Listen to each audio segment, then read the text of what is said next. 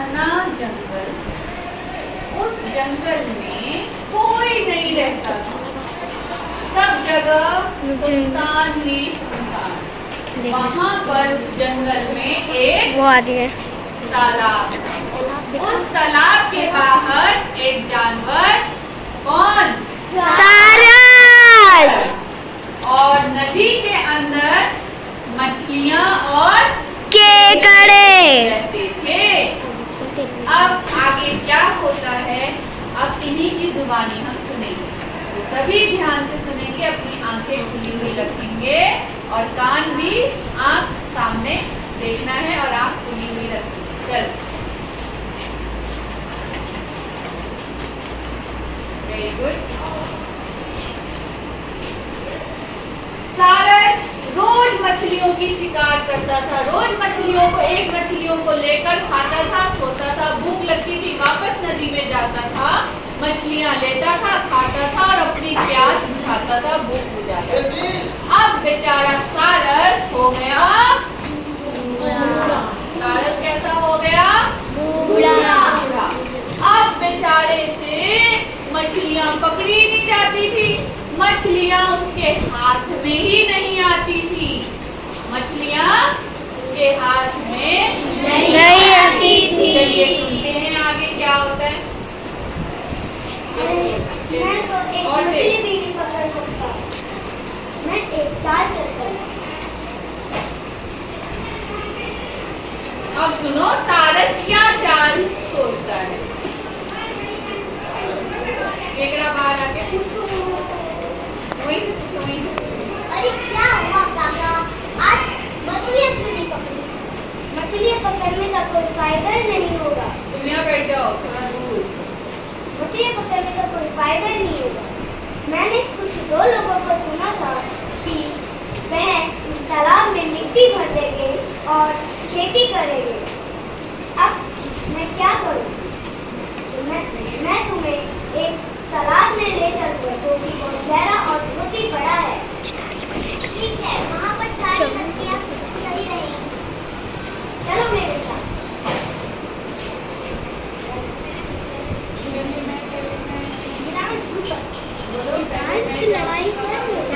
लड़ाई। मैं जाऊँगा। अरे रुको रुको, सब रुको, मैं एक एक करके सबको लेके जाऊँगा। चलो तुम।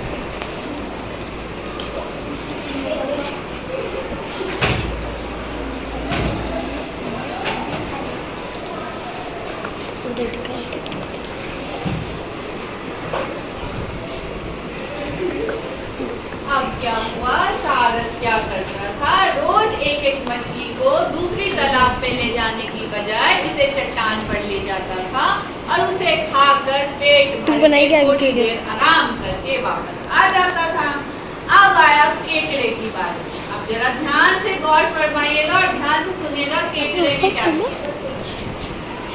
अब ले तू बनाएगी आगे की मुझे भी तो लेकर बना। जाओ। ठीक है, तुम भी ऊपर से पकड़े, यहाँ से आया यहाँ पर तो सारी पकड़ पकड़। यहाँ पर तो कुछ चाल चल रही है।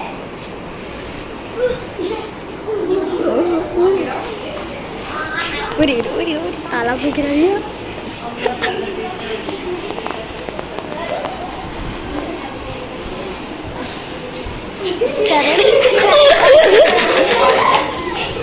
बाकी मछलियाँ बोलो, तुम भी। आदित्य को साइड कर।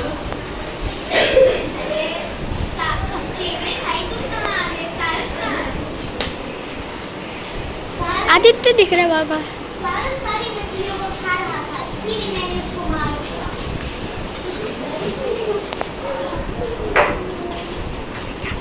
सारस क्या करता था कि सारी मछलियों को खाकर अपना पेट भरने का तरकीब तो उसने सोच ली थी, लेकिन केकड़े ने अपनी चतुराई से और अपने सक्रिय दिमाग से उसने सारस को ही खत्म कर दिया और सारस का सिर लेकर सारस का सिर लेकर मछलियों के पास गए कि ये तुम्हारा दुश्मन है जिसने हमारे इतने भाई बहनों की जान ली है। सभी ने सारस की केकड़े की बुद्धि बताकर क्या करते हैं?